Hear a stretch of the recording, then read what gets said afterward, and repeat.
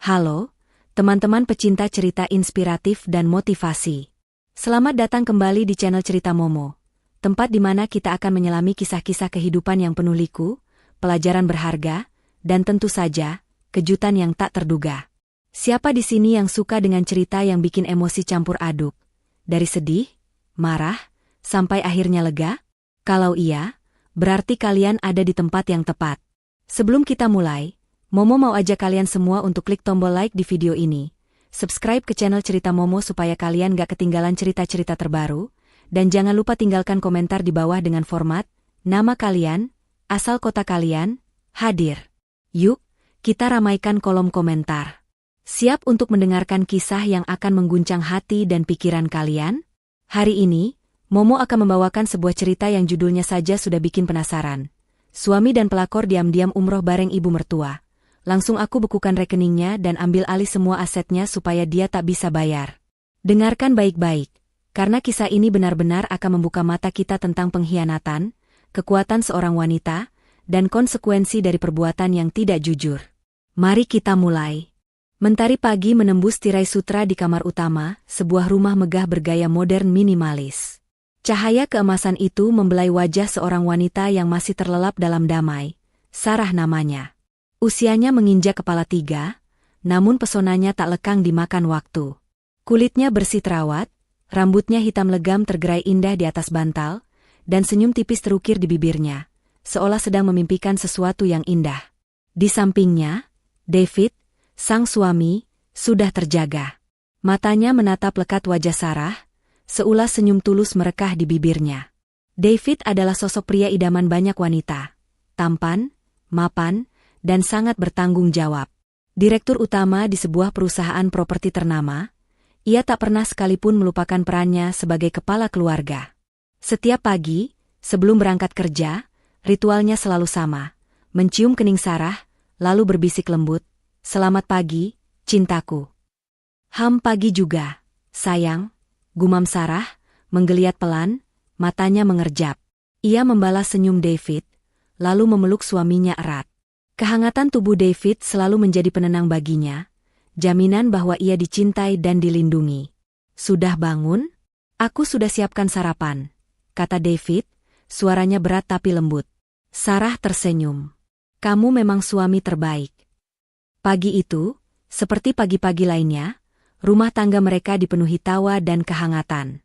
Di meja makan, dua malaikat kecil mereka, Arya, 8 tahun, dan Luna, 5 tahun, sudah menanti. Arya, dengan kacamata tebalnya, sibuk membaca buku sains, sementara Luna asyik menyusun balok warna-warni. Sarah dan David adalah orang tua yang sangat bangga pada anak-anak mereka. Arya cerdas dan pendiam, Luna lincah dan periang. Mereka adalah permata hati yang melengkapi kebahagiaan Sarah dan David. "Ayah, nanti sore jadi ajak Arya ke toko buku?" tanya Arya, tanpa mengalihkan pandangan dari bukunya. David tertawa. "Tentu saja, jagoan. Tapi habiskan dulu sarapanmu." "Mama, Luna mau es krim," rengek Luna, dengan pipi gembulnya yang menggemaskan. "Nanti ya, sayang." Setelah makan siang, jawab Sarah lembut, mengusap rambut putrinya. Kehidupan mereka adalah potret sempurna sebuah keluarga harmonis. David adalah tulang punggung keluarga yang tak pernah lelah bekerja, namun selalu punya waktu untuk anak dan istrinya. Sarah, di sisi lain, adalah seorang ibu rumah tangga yang luar biasa. Ia mengelola rumah tangga dengan cekatan, mendidik anak-anak dengan penuh kasih sayang, dan selalu mendukung karir David. Mereka adalah tim yang solid, saling melengkapi, dan saling mencintai. Hubungan Sarah dengan Ibu Rina, ibu mertuanya, juga patut diacungi jempol. Banyak cerita mertua dan menantu yang tidak akur, tapi tidak dengan mereka. Ibu Rina adalah sosok mertua yang bijaksana, dan sangat menyayangi Sarah seperti anaknya sendiri. Sejak awal pernikahan, Ibu Rina selalu mendukung Sarah dan tidak pernah ikut campur urusan rumah tangga mereka. "Sarah, nanti siang ibu mau ke butik langganan. Mau ikut?" tanya Ibu Rina suatu sore, saat Sarah sedang menjemput anak-anak dari sekolah. "Wah, kebetulan Bu, saya juga butuh baju baru."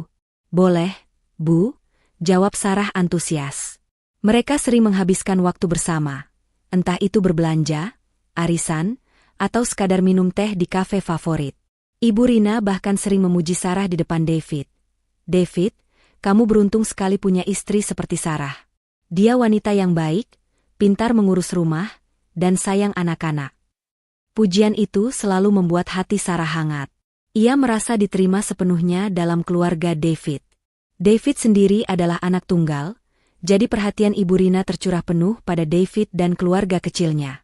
Setiap akhir pekan, mereka sering berkumpul di rumah Ibu Rina untuk makan malam bersama. Suasana selalu ramai dengan canda tawa, terutama dari Luna yang selalu berhasil membuat neneknya tertawa terbahak-bahak. David dan Sarah bertemu di bangku kuliah. David adalah senior yang populer, sedangkan Sarah adalah mahasiswi baru yang cerdas dan pendiam. Cinta mereka tumbuh perlahan, dari pertemanan, lalu persahabatan, hingga akhirnya bersemi menjadi cinta yang mendalam. Setelah lulus, David langsung melamar Sarah. Pernikahan mereka digelar meriah, disaksikan oleh keluarga besar dan teman-teman. "Aku janji, sayang, aku akan selalu mencintaimu, menjagamu, dan membuatmu bahagia," bisik David di telinga Sarah saat resepsi pernikahan mereka. Sarah membalas pelukannya. "Aku juga, David. Aku percaya padamu." Janji itu selalu David tepati. Ia tak pernah sekalipun membuat Sarah kecewa. Setiap ulang tahun pernikahan, David selalu memberikan kejutan romantis. Setiap Sarah sakit, David dengan sigap merawatnya. Ia adalah suami yang pengertian, selalu mendengarkan keluh kesah Sarah, dan memberikan solusi terbaik. Ketika Arya lahir, kebahagiaan mereka berlipat ganda. David adalah ayah yang siaga. Ia tak segan bergadang menjaga Arya yang rewel, mengganti popok, bahkan memandikan bayinya. Sarah sering terharu melihat bagaimana David memperlakukan putra mereka dengan penuh kelembutan. 2 tahun kemudian, Luna lahir, melengkapi kebahagiaan keluarga kecil ini. Rumah yang mereka tinggali adalah hasil kerja keras David. Sebuah rumah mewah dengan taman luas, kolam renang, dan interior yang didesain sesuai selera Sarah. David selalu memastikan Sarah memiliki semua yang ia inginkan. Mobil mewah, perhiasan, liburan ke luar negeri setiap tahun, semua itu adalah bukti cinta David padanya. "Untuk apa semua ini, David? Aku sudah punya kamu dan anak-anak, itu sudah cukup," kata Sarah suatu kali, saat David memberinya kalung berlian. David tersenyum. "Kamu pantas mendapatkan yang terbaik, sayang. Kamu sudah memberikan kebahagiaan tak terhingga untukku." Di lingkungan sosial, keluarga David dan Sarah adalah panutan. Mereka sering diundang ke acara-acara penting, menjadi contoh pasangan yang sukses dan bahagia. Teman-teman Sarah sering iri melihat keharmonisan rumah tangganya. "Sarah, kamu beruntung banget punya suami kayak David. Udah ganteng, mapan, setia lagi," kata Rina, teman dekat Sarah, suatu sore saat mereka minum kopi. Sarah tersenyum, hatinya dipenuhi rasa syukur. "Alhamdulillah, Rin. Aku juga selalu berusaha jadi istri yang baik untuk David." Ia percaya sepenuhnya pada David.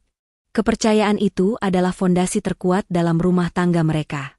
David tak pernah sekalipun memberikan alasan untuk Sarah meragukannya. Ia selalu jujur, terbuka, dan tak pernah menyembunyikan apapun. Setidaknya, itulah yang Sarah yakini selama ini. Setiap malam, sebelum tidur, David selalu memeluk Sarah erat. "Aku cinta kamu, Sarah. Lebih dari apapun di dunia ini." "Aku juga, David. Selamanya," jawab Sarah, memejamkan mata, merasakan kehangatan dan keamanan dalam pelukan suaminya. Mereka adalah pasangan yang sempurna, keluarga yang ideal. Tidak ada awan mendung yang terlihat di cakrawala kehidupan mereka. Semuanya tampak cerah, indah, dan penuh kebahagiaan. Sarah sama sekali tidak menyadari bahwa di balik kesempurnaan yang ia rasakan, sebuah badai besar sedang perlahan-lahan terbentuk, siap menghancurkan segalanya. Badai yang akan datang dari arah yang paling tidak ia duga, melibatkan orang-orang terdekatnya, dan mengubah hidupnya selamanya. Beberapa bulan berlalu, dan perlahan, retakan kecil mulai muncul di dinding kebahagiaan Sarah. Awalnya, itu hanya berupa hal-hal sepele, yang Sarah coba tepis sebagai kelelahan David, karena pekerjaan atau tekanan bisnis. Namun, seiring waktu, Benih-benih kecurigaan itu tumbuh, menancap kuat di benaknya, dan mulai menggerogoti ketenangan hatinya. Perubahan paling mencolok ada pada David. Suami yang dulu selalu pulang tepat waktu, kini seringkali terlambat. Alasannya selalu sama: rapat mendadak, klien dari luar kota, atau proyek yang harus diselesaikan. "Maaf, sayang, pekerjaanku sedang padat sekali," ucap David suatu malam, saat Sarah menunggunya hingga larut. Ia memeluk Sarah, tapi pelukan itu terasa sedikit berbeda, seperti ada jarak yang tak terlihat. Ponsel David yang dulu sering tergeletak bebas di meja, kini selalu berada dalam genggamannya. Ia bahkan membawanya ke kamar mandi. Sarah beberapa kali melihat David terburu-buru mengunci layar ponselnya saat ia mendekat, atau bahkan mematikan panggilan masuk dengan ekspresi gugup.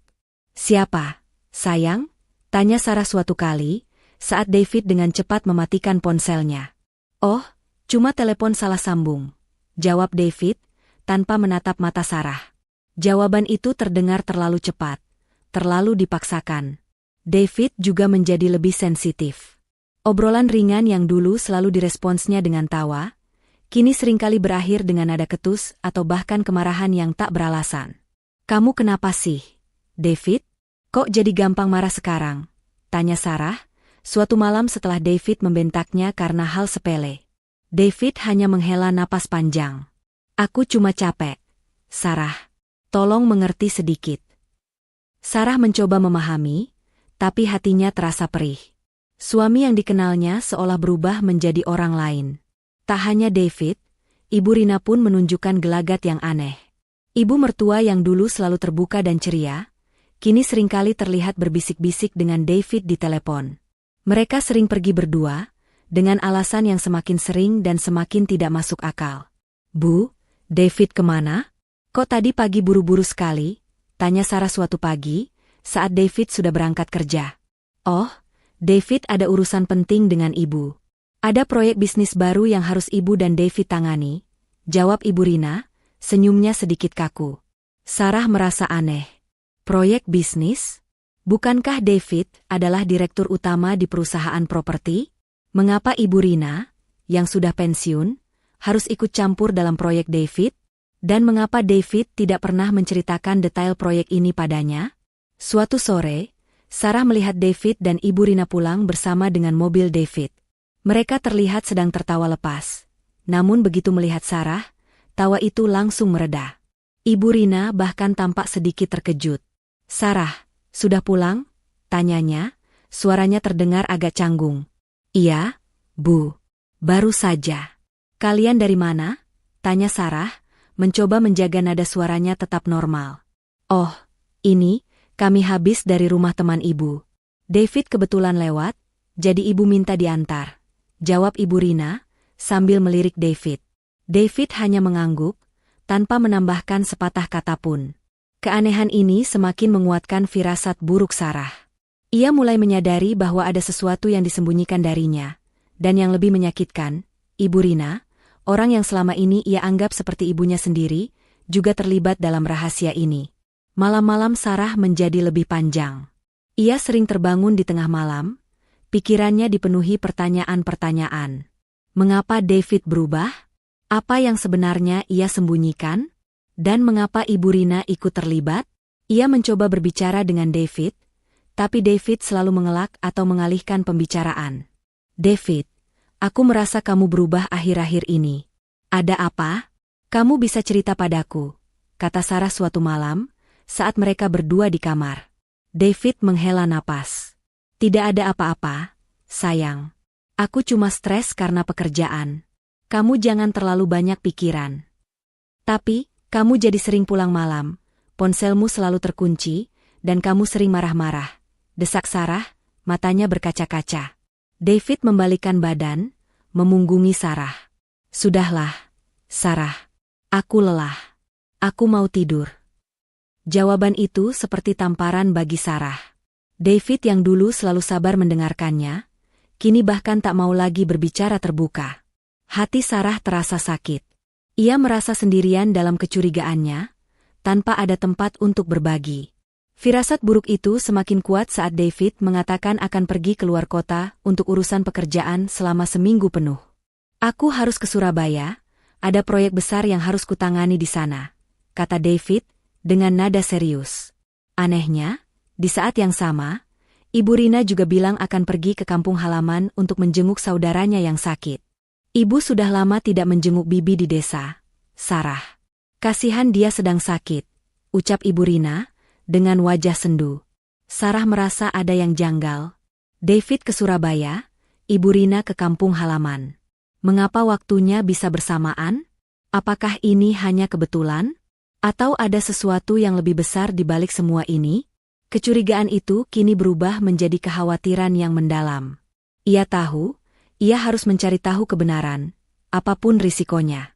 Hatinya berteriak, meminta jawaban atas semua kejanggalan yang terjadi. Ia tidak bisa lagi hidup dalam ketidakpastian ini. Badai yang ia rasakan di kejauhan, kini terasa semakin mendekat, siap menerjang kehidupannya yang dulu sempurna. Kecurigaan yang selama ini hanya berputar di benak Sarah, kini berubah menjadi tekad bulat untuk mencari tahu kebenaran. Ia tidak bisa lagi menoleransi ketidakpastian ini. Malam setelah David dan Ibu Rina mengumumkan kepergian mereka yang mencurigakan, Sarah tidak bisa tidur. Pikirannya kalut, hatinya bergejolak. Ia merasa seperti sedang berada di tepi jurang, dan ia harus tahu apa yang menantinya di bawah sana. Aku harus tahu, bisiknya pada diri sendiri, matanya menatap langit-langit kamar yang gelap.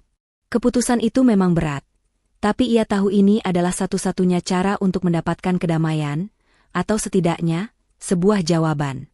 Sarah bukanlah wanita yang mudah menyerah. Ia cerdas dan memiliki insting yang kuat. Ia memutuskan untuk melakukan investigasi sendiri, diam-diam, tanpa sepengetahuan David maupun Ibu Rina. Langkah pertama Sarah adalah memeriksa riwayat transaksi rekening bank David. Ia memiliki akses ke rekening bersama mereka, dan selama ini tidak pernah merasa perlu untuk mengeceknya secara detail. Namun, malam itu, dengan tangan gemetar, ia membuka aplikasi mobile banking. Jantungnya berdebar kencang saat melihat daftar transaksi. Ada beberapa transfer besar yang mencurigakan ke rekening yang tidak dikenalnya. Nama penerimanya adalah Luna. Sarah mengerutkan kening. Siapa Luna ini? Apakah ini nama samaran? Atau memang ada orang bernama Luna yang menerima uang dari David? Jumlahnya tidak main-main, puluhan juta rupiah dalam beberapa kali transfer. Tangannya dingin, keringat mulai membasahi dahinya. Selain transfer, ada juga pengeluaran yang tidak biasa. Pembelian perhiasan di toko yang bukan langganan mereka, pembayaran di restoran mewah yang tidak pernah mereka kunjungi, dan transaksi di butik-butik mahal yang Sarah tidak pernah tahu David pernah masuk ke sana. Semua ini adalah pengeluaran yang tidak pernah David ceritakan padanya. Selanjutnya, Sarah mencoba mencari petunjuk dari ponsel David. Ia tahu David telah mengganti kode sandinya, tapi Sarah ingat David pernah menggunakan tanggal lahir anak-anak sebagai kombinasi. Dengan sedikit keberanian dan rasa bersalah yang bercampur aduk, ia mencoba kombinasi tanggal lahir Arya dan Luna. Berhasil. Ponsel David terbuka. Jantung Sarah berdetak lebih cepat. Ia langsung membuka aplikasi pesan. Ada banyak pesan yang dihapus, tapi ia menemukan beberapa percakapan yang tersisa, yang David mungkin lupa hapus atau anggap tidak penting. Ia menemukan obrolan David dengan nomor tak dikenal yang disimpan dengan nama, klien penting. Namun, isi pesannya jauh dari urusan bisnis. Ada pesan-pesan mesra, emoji hati, dan panggilan, sayang. Sarah membaca beberapa pesan terakhir. Klien penting, sayang, kangen banget deh. Nggak sabar ya kita nanti. David, sabar ya, sayang. Tinggal beberapa hari lagi. Nanti kita bisa berdua sepuasnya. Klien penting, mama mertua gimana? Dia setuju kan? David, tenang aja, mama sudah di pihak kita. Dia juga nggak sabar mau umroh bareng kamu. Dunia Sarah runtuh seketika. Nafasnya tercekat. Mama mertua gimana? Dia setuju kan? Kalimat itu berputar-putar di kepalanya. Jadi, Ibu Rina tahu? Ibu Rina terlibat? Pengkhianatan ini bukan hanya dari David, tapi juga dari ibu mertuanya sendiri. Air mata mulai mengalir deras di pipi Sarah. Ia merasa mual, dadanya sesak, seolah ada tangan tak kasat mata yang meremas jantungnya. Ia terus menggulir pesan, mencari nama, Luna. Dan benar saja, ada beberapa pesan dari klien penting yang menyebutkan nama Luna. Ternyata, klien penting itu adalah Luna, wanita yang menerima transferan uang dari David. Sebuah foto profil muncul di salah satu obrolan. Foto seorang wanita muda, cantik, dengan senyum genit. Sarah tidak mengenalnya. Sarah kemudian beralih ke riwayat pencarian David di internet. Ia menemukan pencarian tentang paket umroh VIP, hotel bintang 5 di Mekah, dan biaya umroh untuk 3 orang. Ini semakin memperjelas kecurigaannya tentang umroh bersama. David tidak pernah membicarakan rencana umroh ini dengannya. Padahal ini adalah impian mereka berdua sejak lama. Dengan tangan gemetar, Sarah membuka galeri foto David. Ia menemukan beberapa foto selfie David dengan Luna di berbagai tempat. Ada yang di kafe, di pantai, bahkan di sebuah villa mewah. Di beberapa foto, Luna terlihat memeluk David dengan mesra, dan David membalas pelukan itu dengan senyum lebar. Ada juga foto David, Luna, dan Ibu Rina sedang makan malam bersama di sebuah restoran mewah. Mereka bertiga tampak sangat akrab, tertawa lepas, seolah Sarah tidak pernah ada. Foto itu adalah pukulan telak bagi Sarah. Ibu Rina, mertua yang ia sayangi, yang ia anggap seperti ibunya sendiri, ternyata bersekongkol dengan David dan pelakor itu. Rasa sakit hati Sarah bercampur dengan kemarahan yang membara. Pengkhianatan ini terasa begitu keji, begitu tak termaafkan. Sarah menutup ponsel David, meletakkannya kembali di tempat semula, seolah tidak terjadi apa-apa. Ia beranjak dari tempat tidur, berjalan ke kamar mandi, dan membiarkan air shower membasahi tubuhnya. Namun, air itu tidak bisa memadamkan api kemarahan di hatinya. Ia berdiri di bawah guyuran air mata bercampur dengan air shower, membasahi wajahnya yang pucat. Ia merasa bodoh, buta, karena selama ini terlalu percaya pada David dan Ibu Rina. Semua kebaikan, semua kehangatan yang mereka tunjukkan, ternyata hanyalah topeng. Di balik topeng itu, mereka menyembunyikan kebusukan yang tak terbayangkan. Malam itu, Sarah tidak tidur. Ia menghabiskan sisa malamnya dengan merencanakan. Bukan lagi tentang bagaimana ia akan menghadapi David, tapi bagaimana ia akan membalas perbuatan mereka. Air mata sudah kering, digantikan oleh tatapan mata yang tajam dan penuh tekad. David, Luna, dan Ibu Rina akan menyesali perbuatan mereka. Sarah bersumpah, mereka akan membayar mahal untuk setiap tetes air mata yang ia tumpahkan. Pagi itu, Sarah terbangun dengan kepala pening dan mata sembab. Namun, tidak ada lagi air mata yang tersisa. Semalam suntuk ia habiskan untuk mencerna setiap detail pengkhianatan yang baru saja ia temukan. Bukti-bukti yang ia kumpulkan, transferan uang, pesan mesra, riwayat pencarian umroh, dan foto-foto kebersamaan David, Luna, dan Ibu Rina kini tersusun rapi di benaknya, membentuk sebuah gambaran utuh yang mengerikan. Ia merasa seperti baru saja terbangun dari mimpi buruk yang sangat panjang, hanya untuk menyadari bahwa mimpi itu adalah kenyataan pahit yang harus ia hadapi. David, suami yang selama ini ia puja, yang ia percaya sepenuh hati, ternyata adalah seorang penipu. Dan yang lebih menyakitkan, Ibu Rina, mertua yang ia anggap ibu kandung sendiri, adalah kaki tangan dalam sandiwara keji ini. Sarah bangkit dari tempat tidur, melangkah ke cermin. Wajahnya pucat, matanya merah, tapi di balik itu, ada kilatan tekad yang baru. Ia tidak akan membiarkan dirinya hancur. Ia punya anak-anak yang harus ia lindungi, dan ia punya harga diri yang harus ia pertahankan. Pukul 7 pagi, David keluar dari kamar mandi, bersiul riang, seolah tidak ada beban di pundaknya. "Pagi, sayang. Kok sudah bangun?" "Tumben," sapanya, senyumnya mengembang. Sarah hanya membalas dengan senyum tipis yang dipaksakan. Ia tidak ingin David curiga. Belum. Di meja makan, suasana terasa lebih dingin dari biasanya. Arya dan Luna sibuk dengan sarapan mereka, tidak menyadari ketegangan yang menyelimuti kedua orang tua mereka. David terlihat santai, sesekali melirik ponselnya dengan senyum misterius. Sarah tahu, mungkin itu pesan dari Luna, atau bahkan dari Ibu Rina, yang sedang merencanakan perjalanan umroh mereka. "David, jadi besok kamu berangkat ke Surabaya?" tanya Sarah, mencoba menjaga suaranya tetap datar. Iya, sayang. Penerbangan pagi. Mungkin seminggu di sana, jawab David, tanpa menatap Sarah. Dan Ibu Rina juga besok ke kampung halaman. Sarah melanjutkan, menatap David lekat. David sedikit terdiam, lalu mengangguk. Iya, kenapa? Ada yang aneh? Tidak. Hanya saja, kebetulan sekali kalian berdua pergi di waktu yang bersamaan, kata Sarah, nadanya sedikit lebih dingin. David mengangkat alisnya. Memang kebetulan. Pekerjaan dan urusan keluarga, kan beda. Ia mencoba tersenyum, tapi Sarah bisa melihat sedikit kegugupan di matanya. Setelah David berangkat kerja dan anak-anak pergi sekolah, Sarah duduk sendirian di ruang tamu. Rumah yang dulu terasa hangat dan penuh cinta, kini terasa dingin dan hampa. Ia memejamkan mata, mencoba menenangkan diri. Namun, bayangan David dan Luna yang berpelukan, serta David, Luna, dan Ibu Rina yang tertawa bersama, terus menghantuinya. Ia mengambil ponselnya, membuka galeri, dan menatap foto-foto bukti pengkhianatan itu lagi. Setiap foto adalah tusukan baru di hatinya. Bagaimana bisa David, pria yang ia cintai, melakukan ini? Bagaimana bisa Ibu Rina, wanita yang ia hormati, bersekongkol dalam kebohongan ini? Pertanyaan-pertanyaan itu berputar di benaknya, tanpa jawaban.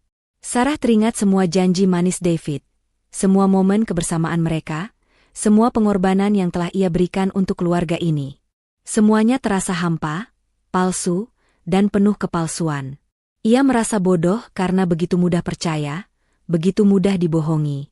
Kemarahan mulai mendidih dalam dirinya.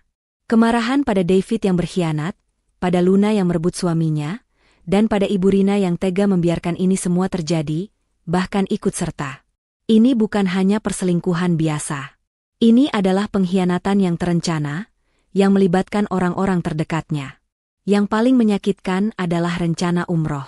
Umroh, sebuah ibadah suci, yang seharusnya dilakukan dengan niat tulus dan hati bersih, justru dijadikan kedok untuk perselingkuhan.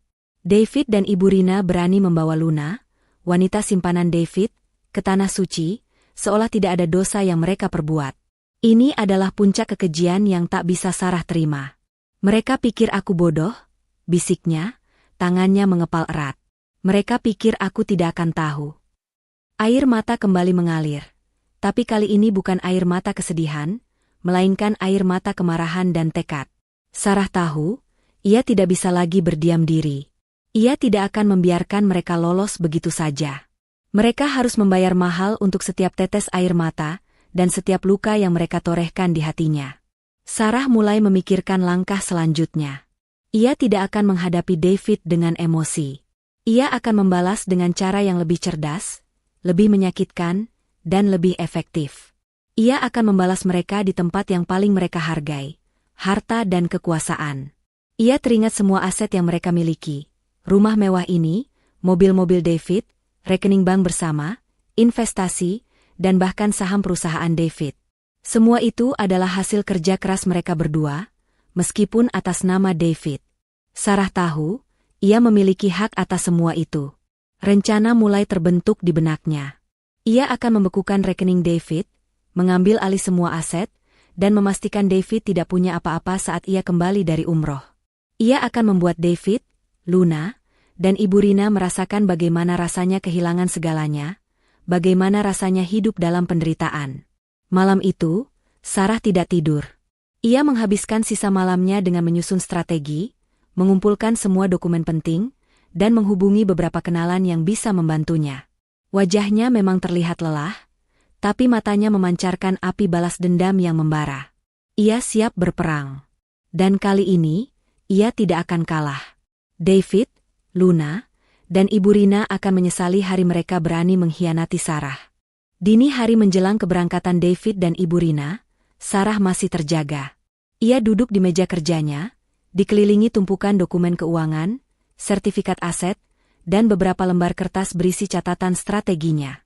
Tidak ada lagi air mata, hanya ada ketenangan yang menakutkan, seperti permukaan danau yang tenang sebelum badai besar. Keputusan telah bulat. Ia tidak akan membiarkan pengkhianatan ini berlalu begitu saja. Mereka akan tahu siapa Sarah yang sebenarnya.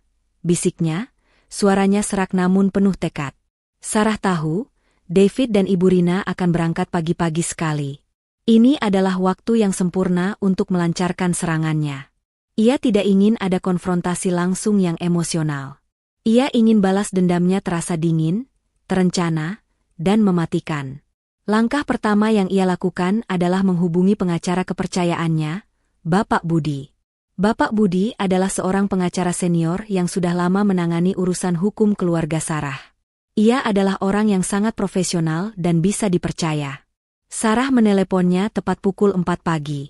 "Maaf, Pak Budi, saya tahu ini sangat pagi, tapi ada hal yang sangat mendesak," ucap Sarah, suaranya berusaha tetap tenang.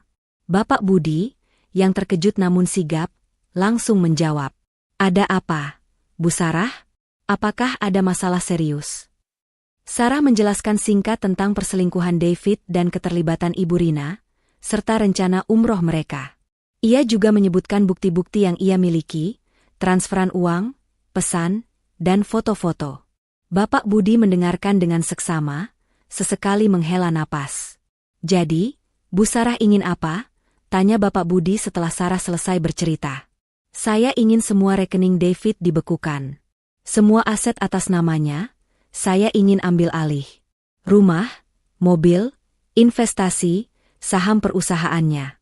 Saya ingin dia tidak punya apa-apa saat kembali dari umroh," kata Sarah, nada suaranya tegas, tanpa keraguan sedikitpun. Bapak Budi terdiam sejenak. "Ini tindakan yang sangat drastis, Bu Sarah. Apakah Anda sudah memikirkannya matang-matang?" "Sudah, Pak. Mereka sudah mengkhianati saya dengan cara yang paling keji. Saya tidak akan membiarkan mereka hidup tenang setelah ini," jawab Sarah, sorot matanya tajam. "Saya ingin ini dilakukan secepat mungkin. Sebelum mereka naik pesawat." Bapak Budi mengerti. "Baik, Bu Sarah. Saya akan segera mengurusnya. Saya akan siapkan semua dokumen yang diperlukan. Anda punya akses ke rekening bersama, kan? Itu akan sangat membantu." "Ya, saya punya semua data yang diperlukan," kata Sarah. "Bagus. Saya akan segera menghubungi bank dan pihak-pihak terkait. Mungkin akan ada sedikit kendala birokrasi, tapi saya akan pastikan semuanya berjalan lancar.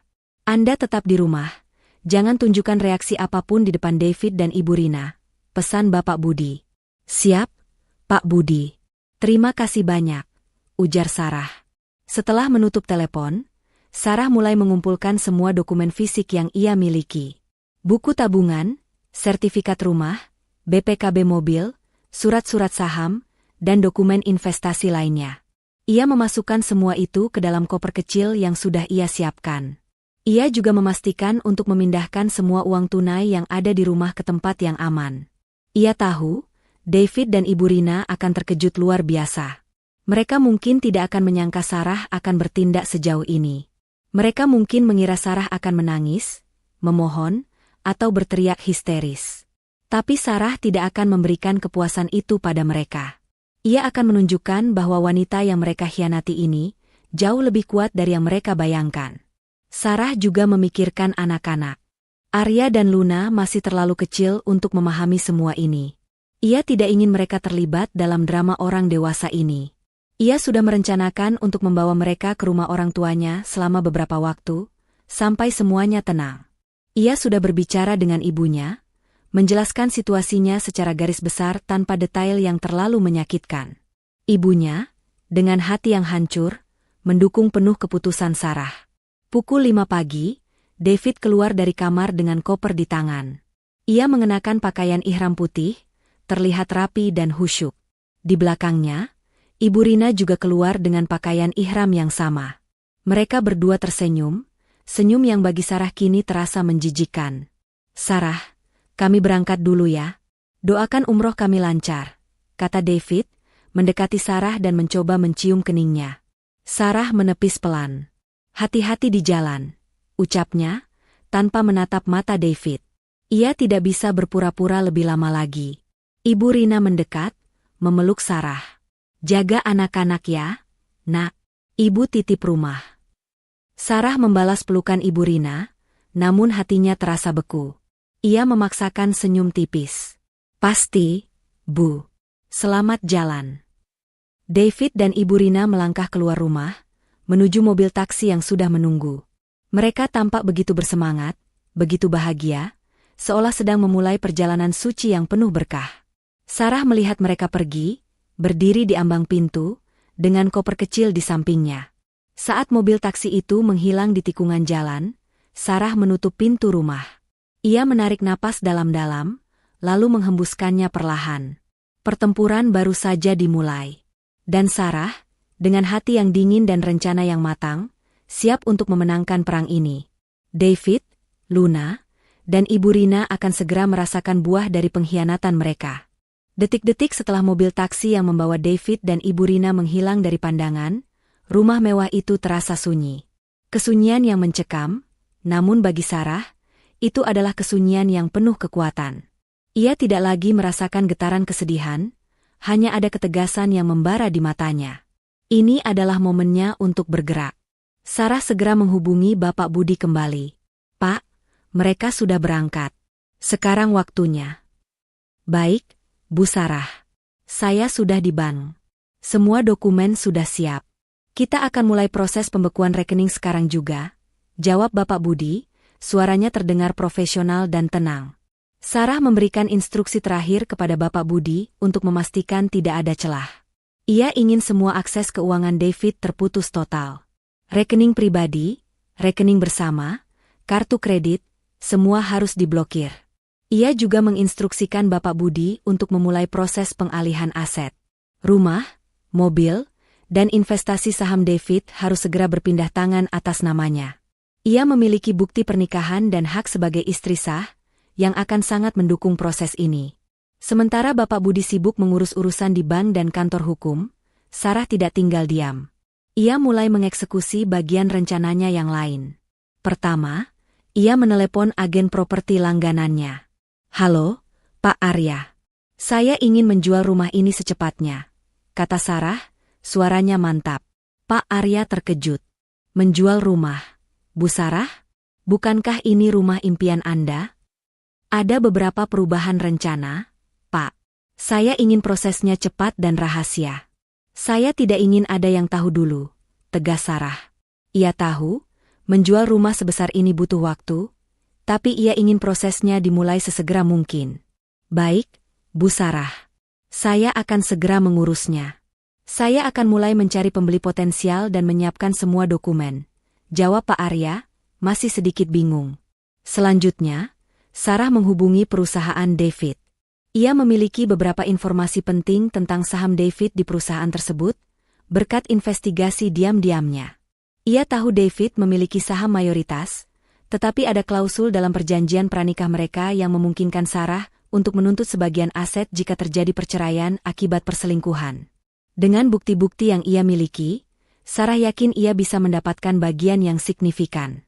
Ia mengirimkan email ke bagian legal perusahaan David, melampirkan beberapa dokumen yang ia kumpulkan, termasuk bukti transfer dan foto-foto David dengan Luna. Ia tidak menuliskan detail, hanya sebuah pesan singkat yang mengindikasikan adanya masalah serius terkait kepemilikan saham David dan potensi gugatan hukum. Di tengah kesibukannya, Sarah tidak melupakan anak-anaknya. Ia sudah menghubungi ibunya, yang dengan sigap datang menjemput Arya dan Luna.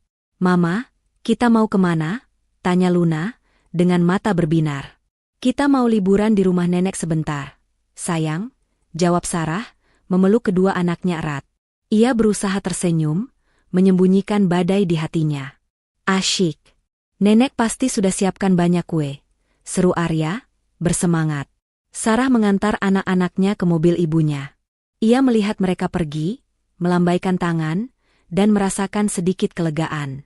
Setidaknya, anak-anaknya aman dan jauh dari kekacauan yang akan segera terjadi. Kembali ke rumah yang kini benar-benar kosong, Sarah mulai mengemasi barang-barang pribadinya. Hanya barang-barang esensial dan kenangan berharga yang ia bawa. Gaun pengantinnya, album foto keluarga, beberapa perhiasan peninggalan ibunya, dan mainan kesayangan anak-anak. Ia tidak ingin membawa apapun yang mengingatkannya pada David, atau kehidupan palsu yang selama ini ia jalani. Ia berjalan melewati setiap ruangan, menatap interior mewah yang dulu ia banggakan. Kini, semua itu terasa hampa. Rumah ini, yang seharusnya menjadi istana kebahagiaan mereka, kini hanya menjadi saksi bisu pengkhianatan. Sarah memastikan semua data penting di komputer rumah sudah ia pindahkan ke hard drive eksternal. Ia menghapus semua jejak digital David dari komputer dan perangkat lain yang ada di rumah. Ia ingin David kembali ke rumah yang kosong, tanpa jejak apapun yang tersisa. Pukul 10 pagi, Bapak Budi menelepon kembali. Bu Sarah, semua rekening David sudah berhasil dibekukan. Kartu kreditnya juga sudah tidak bisa digunakan. Proses pengalihan aset sedang berjalan. Ini akan memakan waktu, tapi saya pastikan David tidak akan bisa mengakses apapun. Sarah merasakan kepuasan yang dingin. Bagus, Pak Budi. Terima kasih banyak atas kerja kerasnya. Sama-sama, Bu Sarah. Saya akan terus mengabari Anda perkembangannya, jawab Bapak Budi. Sarah mengakhiri panggilan. Ia menatap ponselnya, membayangkan David, Luna, dan Ibu Rina yang mungkin sedang dalam perjalanan menuju Tanah Suci, tanpa menyadari bahwa hidup mereka akan segera berubah drastis. Mereka mungkin sedang tersenyum, membayangkan ibadah dan kebahagiaan yang akan mereka dapatkan. Namun, Sarah tahu, kebahagiaan itu tidak akan bertahan lama. Ia mengunci pintu rumah, menyerahkan kunci kepada seorang staf Bapak Budi yang sudah menunggu di luar. Sarah melangkah keluar, meninggalkan rumah yang penuh kenangan pahit itu. Ia tidak menoleh ke belakang. Langkahnya mantap, menuju babak baru dalam hidupnya. David, Luna, dan Ibu Rina mungkin sedang bersenang-senang sekarang. Tapi mereka tidak tahu bahwa neraka sedang menanti mereka di ujung perjalanan suci mereka. Pesawat yang membawa David, Luna, dan Ibu Rina mendarat mulus di Bandara Internasional King Abdulaziz, Jeddah. Senyum sumringah terpancar di wajah ketiganya. David dan Luna saling berpegangan tangan, sesekali melirik Ibu Rina yang berjalan di depan mereka dengan wajah penuh kehusyukan. Mereka membayangkan ibadah umroh yang lancar, hotel mewah, dan waktu-waktu romantis di Tanah Suci. Mereka sama sekali tidak menyadari bahwa di balik senyum dan harapan itu, sebuah jebakan besar telah menanti. Setibanya di hotel bintang 5 yang sudah mereka pesan, David langsung menuju meja resepsionis untuk check-in. Ia menyerahkan kartu kreditnya dengan percaya diri. Namun, beberapa detik kemudian, resepsionis itu menggelengkan kepala. Maaf, Tuan, kartu Anda ditolak, kata resepsionis, dengan nada sopan namun tegas. David mengerutkan kening. Ditolak? Tidak mungkin. Coba lagi. Resepsionis mencoba lagi, namun hasilnya sama. Maaf, Tuan, kartu ini tidak bisa digunakan. Wajah David mulai pias. Ia mencoba kartu kreditnya yang lain, lalu kartu debitnya. Semua ditolak. Keringat dingin mulai membasahi dahinya. Ia melirik Luna dan Ibu Rina yang sudah mulai cemas. Ada apa, David? Tanya Ibu Rina, suaranya bergetar.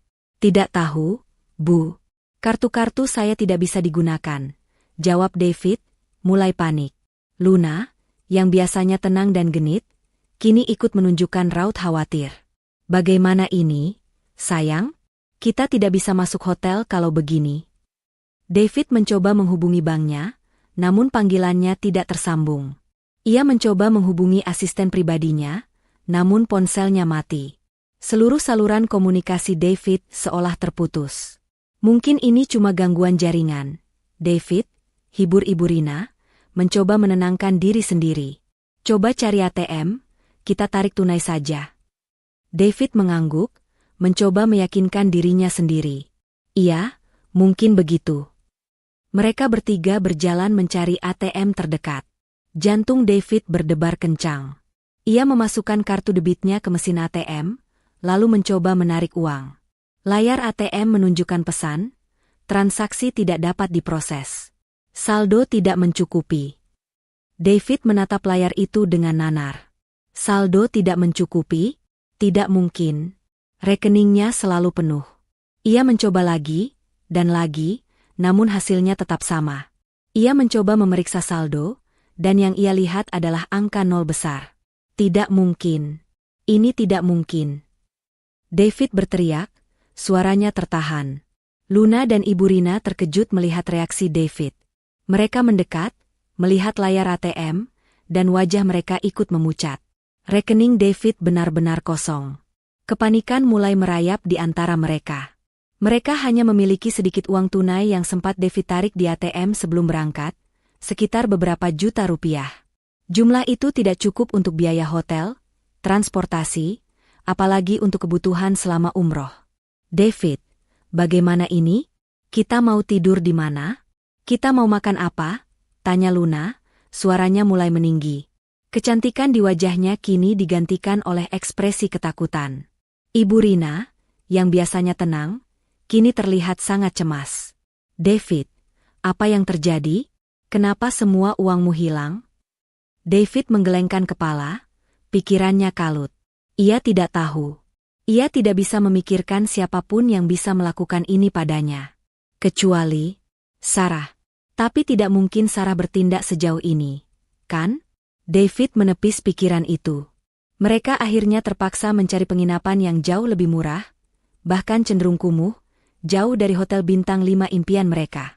Uang tunai yang mereka miliki hanya cukup untuk beberapa malam di penginapan seadanya. Makanan pun harus mereka hemat, hanya bisa makan di warung-warung kecil. Umroh yang seharusnya menjadi perjalanan spiritual yang khusyuk, kini berubah menjadi mimpi buruk yang penuh penderitaan dan kebingungan. Mereka tidak bisa fokus beribadah. Pikiran mereka terus dipenuhi kekhawatiran tentang uang, makanan, dan tempat tinggal. Setiap kali mereka mencoba menggunakan kartu atau menarik uang, hasilnya sama, ditolak. David mencoba meminjam uang dari teman-teman atau rekan bisnisnya, namun tidak ada yang bisa dihubungi atau merespons pesannya. Seolah-olah mereka bertiga terisolasi dari dunia luar. Luna mulai mengeluh. Sayang, aku tidak tahan lagi. Ini bukan umroh yang kubayangkan. Panas, kotor, dan kita tidak punya uang. Aku mau pulang.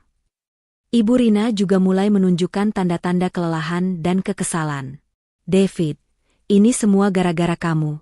Kenapa kamu tidak mengecek rekeningmu sebelum berangkat? David merasa terpojok.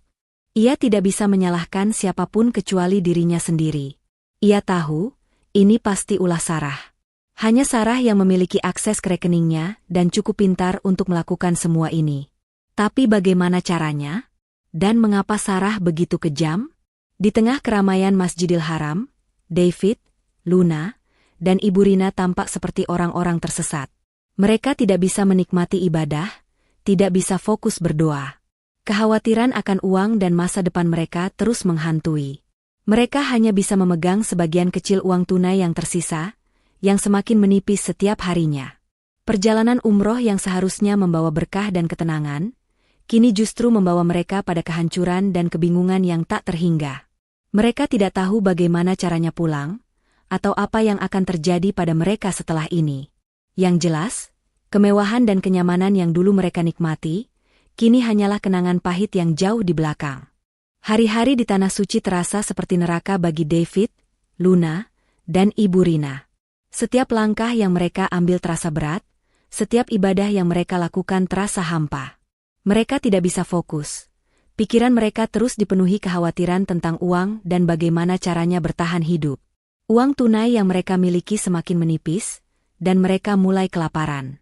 Luna, yang terbiasa hidup mewah, kini sering menangis dan mengeluh.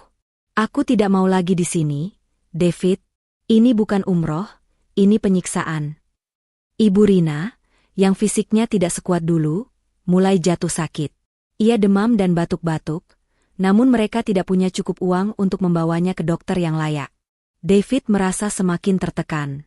Ia mencoba menghubungi siapa saja yang ia kenal, memohon bantuan, namun tidak ada yang bisa dihubungi atau merespons.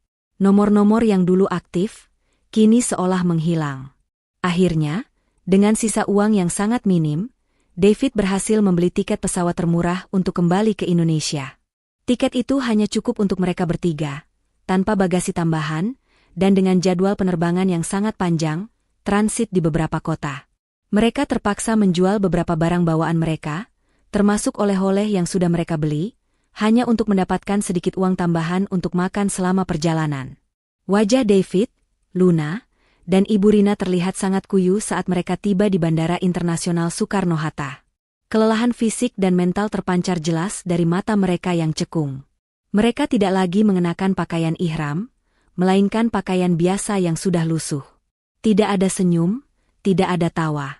Hanya ada kebingungan dan ketakutan akan apa yang menanti mereka di rumah. David mencoba memesan taksi online menggunakan ponselnya, namun aplikasinya tidak bisa dibuka. Ia mencoba menghubungi supir pribadinya, namun ponselnya mati. Ia bahkan tidak punya cukup uang tunai untuk naik taksi biasa. "Bagaimana ini, David? Kita mau pulang naik apa?" tanya Luna, suaranya lemah.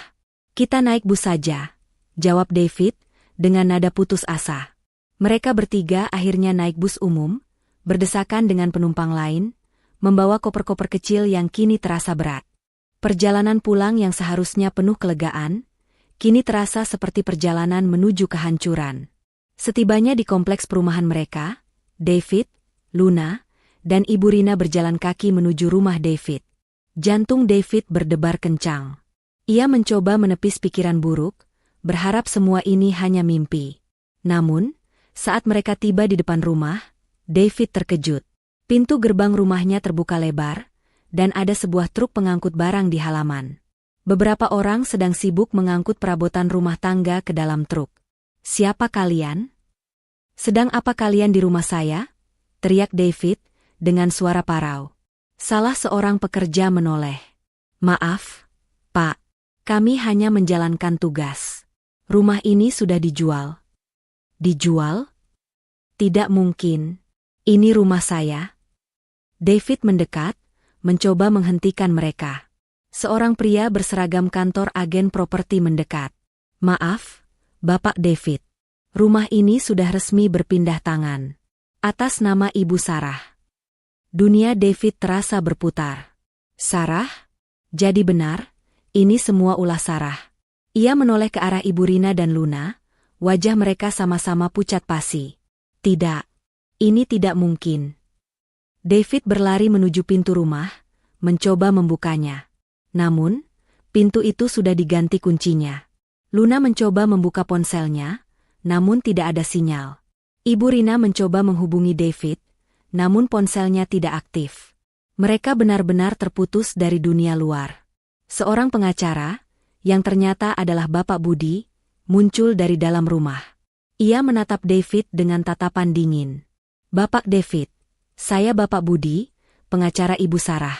Semua aset atas nama Anda, termasuk rumah ini, mobil-mobil, dan rekening bank Anda, sudah resmi dibekukan dan dialihkan atas nama Ibu Sarah."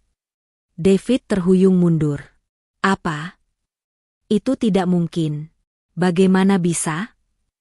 Ibu Sarah memiliki bukti-bukti kuat tentang perselingkuhan Anda dan keterlibatan Nyonya Luna, serta konspirasi Anda dengan Ibu Rina. Semua itu cukup untuk mengajukan gugatan cerai dan menuntut hak atas aset bersama," jelas Bapak Budi, tanpa emosi. "Dan perlu Anda ketahui, saham Anda di perusahaan juga sudah dalam proses pengambil alihan. Anda sudah tidak punya apa-apa lagi." David menatap Bapak Budi dengan mata melotot, tidak percaya dengan apa yang ia dengar. Luna menjerit histeris. Ibu Rina terduduk lemas di tanah, air mata mengalir di pipinya. Rumah yang dulu menjadi istana mereka, kini telah direbut.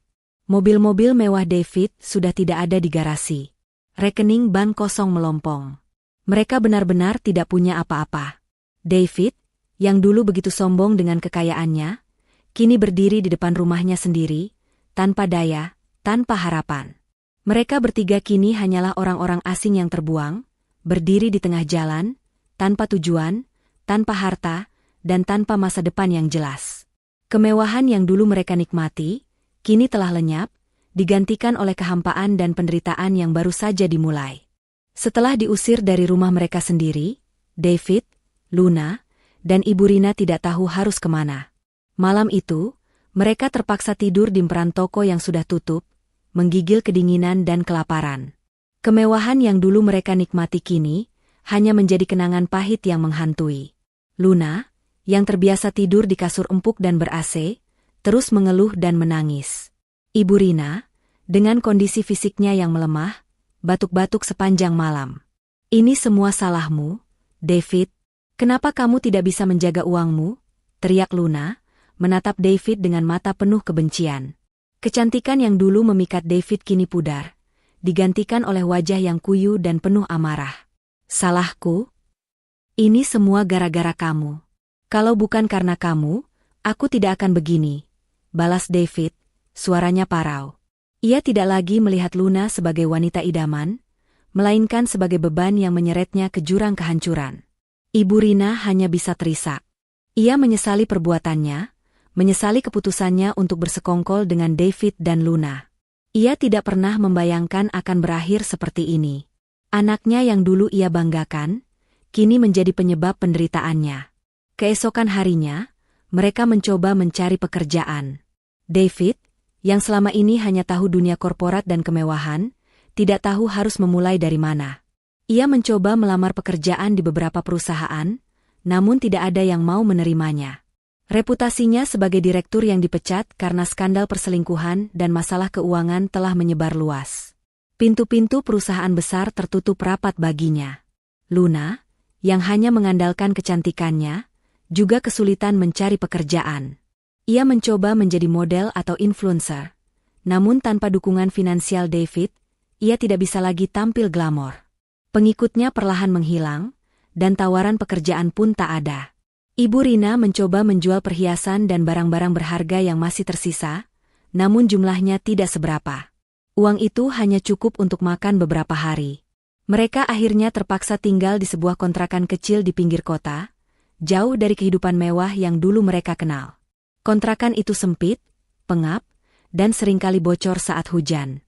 Hidup mereka berubah drastis.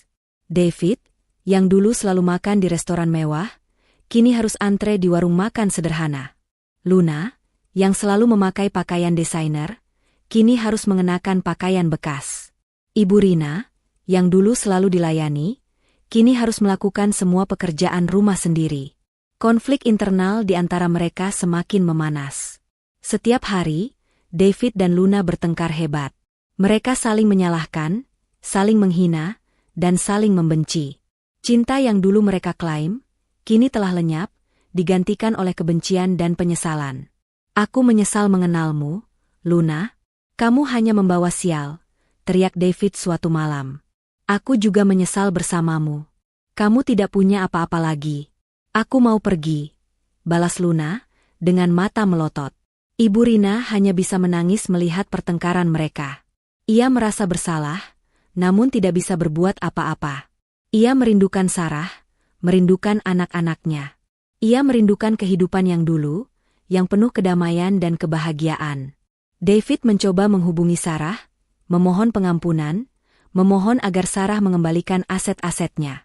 Namun, Sarah tidak pernah merespons. Nomor David sudah diblokir, dan semua pesannya tidak pernah terkirim. Sarah benar-benar telah memutuskan semua kontak dengan mereka. Hari-hari mereka dipenuhi penderitaan. David, yang dulu gagah dan berwibawa, kini terlihat kurus dan lusuh. Luna, yang dulu cantik dan ceria, kini terlihat pucat dan murung. Ibu Rina, yang dulu sehat dan bugar, kini sering sakit-sakitan. Mereka sering melihat berita tentang Sarah di televisi atau media sosial. Sarah kini menjadi wanita karir yang sukses, membangun bisnisnya sendiri, dan hidup bahagia bersama anak-anaknya. Kontras dengan kehidupan mereka yang hancur, kehidupan Sarah justru semakin bersinar. Penyesalan itu datang terlambat. David, Luna, dan Ibu Rina kini menyadari betapa berharganya apa yang telah mereka sia-siakan. Mereka telah mengkhianati kepercayaan, menghancurkan sebuah keluarga, dan kini mereka harus membayar mahal untuk semua perbuatan mereka. Hidup mereka kini hanyalah cerminan dari dosa-dosa yang mereka perbuat, penuh penderitaan, penyesalan, dan tanpa harapan. 6 bulan berlalu sejak David, Luna, dan Ibu Rina kembali dari umroh yang kacau balau. Bagi Sarah, 6 bulan itu adalah masa transisi yang penuh tantangan, namun juga penuh dengan kekuatan dan harapan baru. Ia tidak lagi hidup dalam bayang-bayang pengkhianatan. Ia telah bangkit, lebih kuat, lebih mandiri, dan lebih bahagia dari sebelumnya. Sarah dan anak-anaknya kini tinggal di sebuah apartemen mewah yang ia beli dengan sebagian hasil penjualan rumah lama. Apartemen itu tidak sebesar rumah David, namun terasa jauh lebih hangat dan penuh cinta. Sarah mendesain ulang interiornya, menciptakan suasana yang nyaman dan ceria untuk Arya dan Luna. Anak-anaknya, meskipun sempat bingung dengan perubahan mendadak ini, perlahan mulai beradaptasi dan kembali ceria di lingkungan baru mereka. Sarah tidak hanya fokus pada pemulihan emosionalnya, tetapi juga pada karirnya. Dengan modal yang ia dapatkan dari pengalihan aset David, Sarah memutuskan untuk mewujudkan impian lamanya, membangun bisnis event organizer sendiri. Ia selalu memiliki bakat dalam merencanakan dan mengelola acara, dan kini ia punya kesempatan untuk mengembangkannya. Awalnya memang tidak mudah. Banyak yang meragukannya, mengingat statusnya sebagai mantan istri seorang pengusaha besar yang kini jatuh miskin. Namun, Sarah membuktikan bahwa ia lebih dari sekadar istri David. Dengan kerja keras, dedikasi, dan kecerdasannya, bisnis Sarah berkembang pesat. Ia berhasil menarik banyak klien, dan reputasinya sebagai event organizer yang profesional dan kreatif semakin dikenal. "Mama hebat," seru Luna suatu hari, saat melihat Sarah sibuk dengan laptopnya. Sarah tersenyum, memeluk putrinya. "Mama harus bekerja keras supaya kita bisa hidup bahagia, sayang." Arya, yang semakin besar, juga mulai memahami situasi. Ia sering melihat ibunya bekerja hingga larut malam, namun ia juga melihat senyum di wajah ibunya yang dulu jarang terlihat. "Mama, Arya bangga punya mama," ucap Arya suatu malam, memeluk Sarah. Kalimat sederhana itu membuat hati Sarah hangat. Hubungan Sarah dengan orang tuanya semakin erat. Ibunya, yang selalu mendukungnya, sering datang menjenguk dan membantu mengurus anak-anak. Teman-teman dekat Sarah, seperti Rina, juga selalu ada untuknya, memberikan dukungan moral dan semangat. Sarah menyadari, ia tidak sendirian. Ia memiliki jaringan dukungan yang kuat, yang membantunya melewati masa-masa sulit. Sarah tidak pernah mencari tahu lagi tentang David, Luna, dan Ibu Rina. Ia tidak ingin lagi membuang energi untuk orang-orang yang telah menyakitinya. Namun, sesekali, ia mendengar kabar dari teman-teman atau media sosial. David, yang dulu gagah dan berwibawa, kini bekerja serabutan. Luna, yang dulu glamor, kini hidup sederhana dan sering terlihat bertengkar dengan David. Ibu Rina, yang dulu sehat, kini sering sakit-sakitan dan terlihat sangat tua. Kabar itu tidak membuat Sarah merasa puas, apalagi bahagia. Ia hanya merasa kasihan. Mereka telah memilih jalan mereka sendiri, dan kini mereka harus menanggung konsekuensinya. Sarah percaya pada karma. Setiap perbuatan, baik atau buruk, pasti akan kembali pada pelakunya. Sarah kini menjalani hidupnya dengan penuh kedamaian. Ia tidak lagi dihantui kecurigaan atau rasa sakit hati. Ia telah memaafkan, bukan untuk mereka, tetapi untuk dirinya sendiri. Ia belajar bahwa kekuatan sejati seorang wanita bukanlah terletak pada seberapa banyak harta yang ia miliki, atau seberapa sempurna rumah tangganya, melainkan pada kemampuannya untuk bangkit dari keterpurukan, memaafkan, dan membangun kembali hidupnya dengan tangan sendiri. Di akhir cerita ini, Sarah ingin menyampaikan sebuah pesan. Hidup ini penuh dengan ujian. Terkadang, orang-orang terdekat kita justru yang akan menyakiti kita paling dalam. Tapi jangan pernah menyerah. Jangan biarkan rasa sakit itu menghancurkanmu. Bangkitlah, tunjukkan pada dunia bahwa kamu lebih kuat dari yang mereka kira. Fokus pada kebahagiaanmu sendiri, pada anak-anakmu, dan pada impianmu. Karena pada akhirnya, kebahagiaan sejati datang dari dalam diri kita, bukan dari orang lain. Sarah menatap keluar jendela apartemennya, melihat kota yang ramai di bawah sana. Ia tersenyum. Langit cerah, dan masa depannya terbentang luas di hadapannya.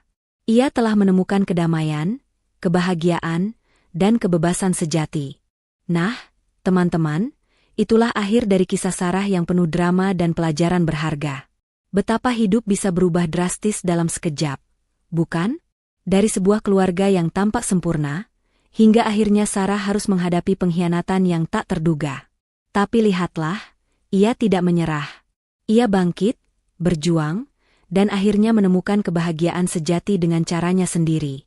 Semoga cerita ini bisa menjadi inspirasi bagi kita semua, bahwa setiap badai pasti akan berlalu, dan setelah itu, akan ada pelangi yang indah. Ingatlah, Kekuatan terbesar ada dalam diri kita sendiri untuk menghadapi setiap cobaan. Jangan lupa untuk selalu like, komen, dan subscribe channel Cerita Momo ini ya, agar kalian tidak ketinggalan cerita-cerita inspiratif lainnya. Sampai jumpa di video selanjutnya. Tetap semangat dan selalu berbuat baik.